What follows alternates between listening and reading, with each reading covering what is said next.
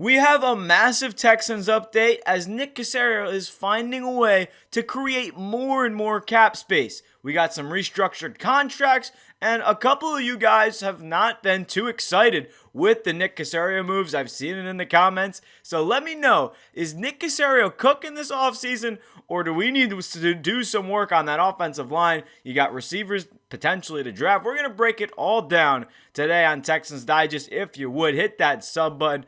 Appreciate everyone watching the videos, but 94% of you are not subscribed. Appreciate all the love and support, but again, would really love it if you hit that sub button. First things first, Christian Kirk, his contract was restructured, creating $12 million in cap space, and I'll be honest, I may have called this. What I mean by that is basically when Christian Kirk was traded originally, we talked about how it's a bigger contract, a 7th round pick. Nick Caserio didn't want to basically, take the highest bid offer. You needed a wide receiver. You couldn't get Deebo Samuel, who you were interested in. So you try and figure it out. Kirk, there would have been a couple teams that would have rung him up, probably 15, 20 million a year.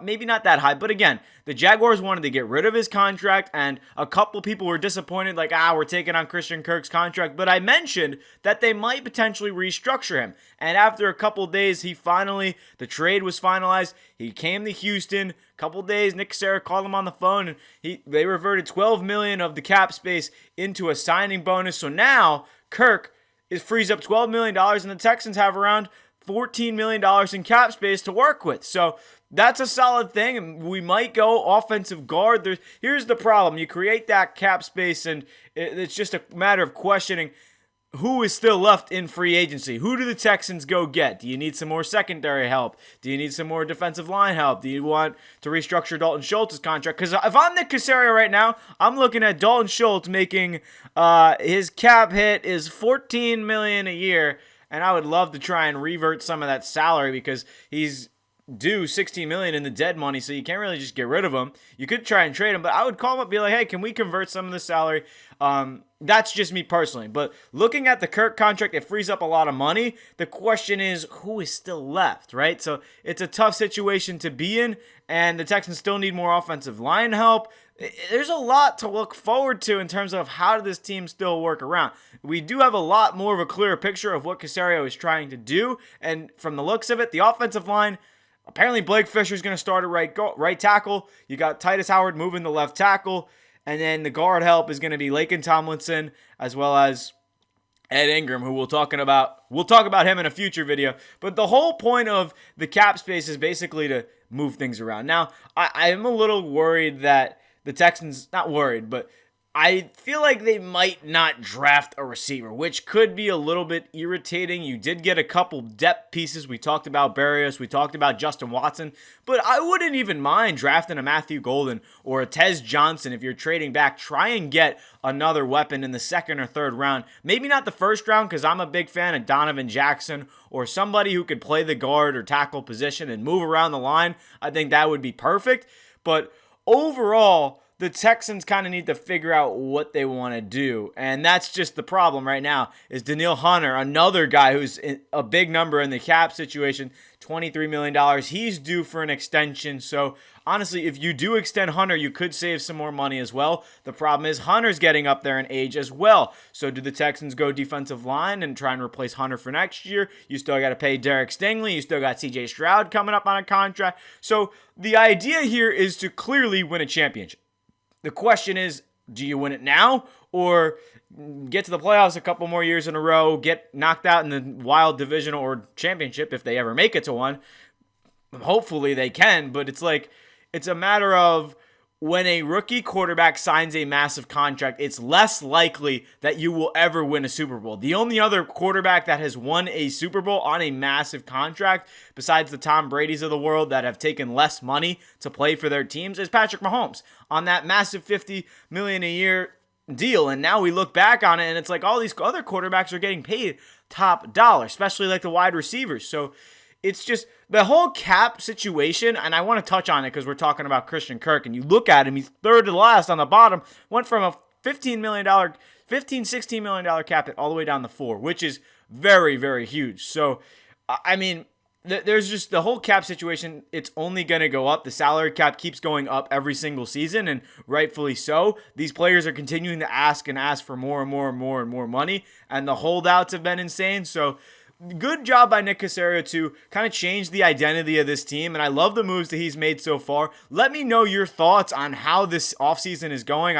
I've seen some mixed reviews. Some people are happy about Kirk. Some people are agreeing with me on the fact that they loved all these moves.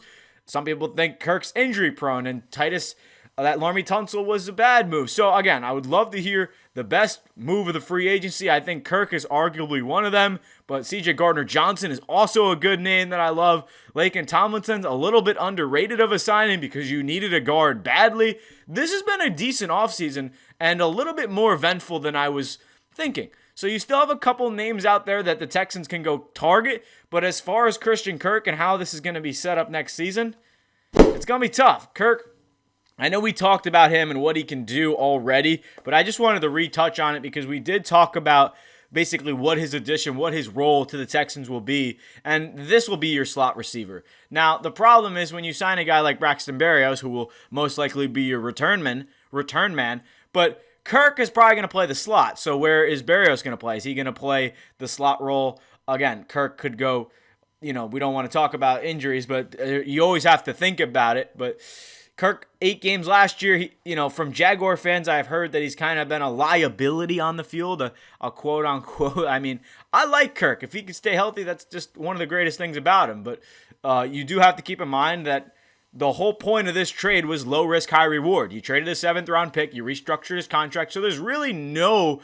disadvantage to picking up Kirk. I've seen all the comments that are like, or the Jaguars fans that are like, happy you took on his contract. Well, look at his contract now, when we literally talked about how this was not going to be anything crazy. So, Kirk to the Texans, we already knew that. He traded, and the $12 million cap space, that is huge. It's just a matter of there are not a lot of free agents left. And I know like $14 million, I guess this is kind of for next season, but it's like, again, we're looking to the draft right now for the Texans. Free agency kind of died down very quickly. It was a very short week. So again, there's a couple potential options you can go for. The Texans can go out and get Cooper Kupp. I mean, really, that's not a terrible idea. There's also a few names on the free agency market. So again, there's definitely moves that be made for the Texans. It's just like, it's going to be slim, right? Kevin Zeitler got picked up.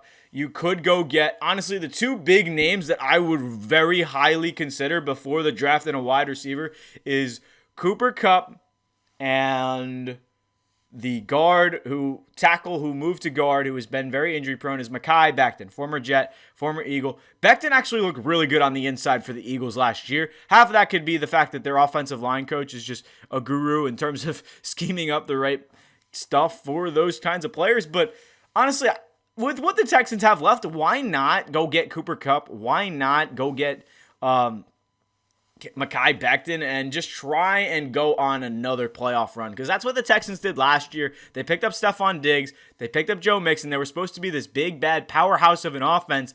And then everyone's like, the Texans are in their sophomore slump. I don't think it was ever that. Yes, the injuries to wide receiver didn't help. Now I think they're a better team, but it's like new offense, new weapons to CJ Stroud to find in terms of Kirk. Nico Collins going to be a beast.